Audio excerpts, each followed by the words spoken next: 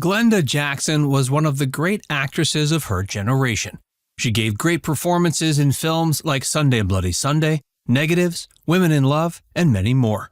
On June 15, 2023, we lost the great actress Glenda Jackson at age 87. Join FactsVerse as we take a look at her life and career. Glenda Jackson's early life and career.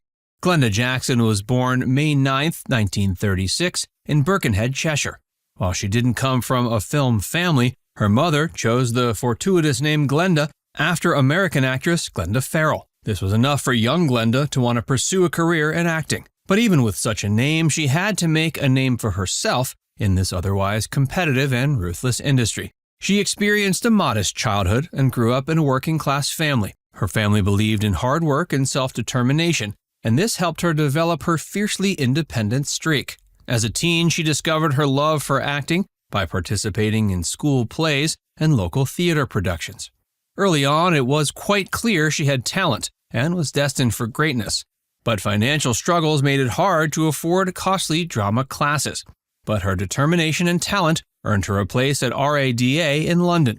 Her early career encompassed a variety of stage and screen roles. She made her debut on the West End stage in 1957 in a production of Separate Tables, and received critical acclaim for her performance. Early on, she decided to play a wide range of characters, which showcased her ability to bring depth, complexity, and the human touch to each role. It was on the stage where she first received wide acclaim for her talents. In the 1960s and 70s, Glenda decided to make a name for herself in film. She almost had immediate success when she won the Best Actress Award at the Academy Awards, first for her role in the film Women in Love, and then in the film A Touch of Class 2 years later. Throughout her career, she continuously pushed boundaries and challenged societal norms. Her powerful performances often rebuked traditional gender roles, which led her to play strong but complex female characters. She fearlessly tackled issues of social and political relevance. This earned her a reputation as an actress unafraid to speak her mind and tackle controversial subjects. In 1992, after 3 decades in the entertainment industry, she made a surprising career shift. She announced her retirement from acting and entered politics. But before we get into that, let's take a deeper look at some of her most notable film achievements. Her life's work. Glenda Jackson has made an unshakable impact on both the world of acting and politics.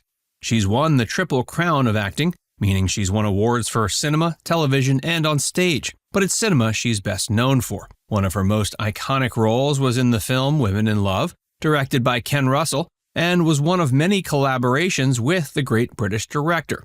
Her portrayal of Gudrun Brongwen, a free-spirited and independent woman, earned her critical acclaim and that first Academy Award. The film showed the different perspectives on love from women in a working-class background. It was one of the first films that told the story of working-class Britons from a female perspective.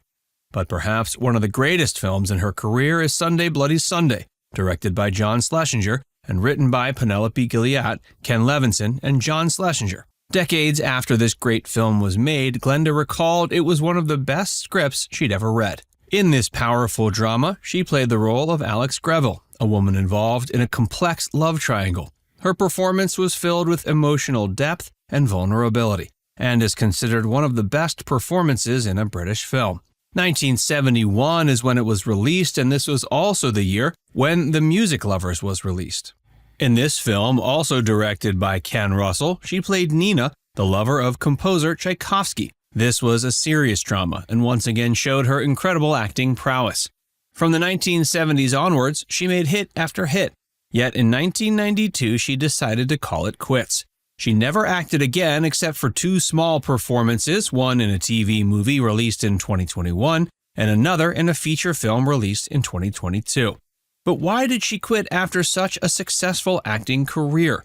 It was because she had a lot to say and a lot to do, and she found that politics was the medium to achieve those goals. Glenda was elected as a Member of Parliament for the British Labour Party, and she represented the constituency of Hampstead and Highgate. As an MP, she was known for her passionate advocacy for social justice, women's rights, and progressive policies. In fact, she became one of the most prominent voices within the Labour Party. She had an unwavering dedication to her political ideals. She was committed to making a positive change and not afraid to tackle her political opponents. Among her views, she spoke about improving income equality, increasing public services, and increasing opportunities for women. And while she was no doubt wealthy from her acting work, she never forgot her working-class roots and continued to champion causes for the working class. Leaving a legacy. Glenda Jackson's legacy is one of immense talent, versatile interests, and an uncompromising commitment to her beliefs. As one can expect, she wasn't a stranger to controversy. In terms of her personal life, Glenda Jackson always maintained a private and guarded demeanor. She managed to keep much of her personal life from the public eye, focusing instead on her professional endeavors. But it's known she was married to Roy Hodges and had a son named Dan Hodges, who is a prominent newspaper columnist. When Glenda abruptly quit her acting career to enter politics, it caused quite a stir, both from fans of her acting work as well as skeptics from the political aisle. Many people questioned her qualifications and made the case that celebrities should never venture into politics. While we're rather used to celebrities expressing political views today, this was still rather rare for the time. While she won a lot of support, she also received a lot of criticism for her views from the opposition. Like any prominent figure in politics, she's faced criticism and backlash for her views. But she also has garnered a dedicated following. At times, she wasn't afraid to criticize prime ministers, which again, while common today, was less common at one point. In the time since her passing, while there are mixed views on her political views and legacy, there is mutual respect from different political aisles for her commitment to her views. But of course, while the past 31 years of her life were mostly dedicated to politics, one can't forget the incredible acting legacy she left behind. Since her passing, an interest in revisiting her work has been rekindled by film buffs.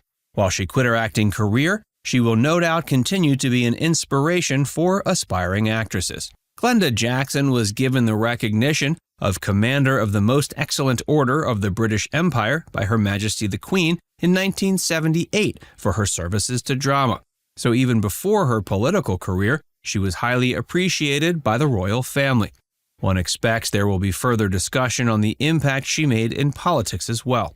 Glenda died peacefully at her home at age 87 on June 15, 2023. Since then, a rerun of her films and television work have been shown on television. If you've never watched her work, now is your chance. Now it's time to hear from you. Are you a fan of Glenda Jackson? What do you think about her decision to take a pause from acting to pursue a political career? Let us know in the comments section below.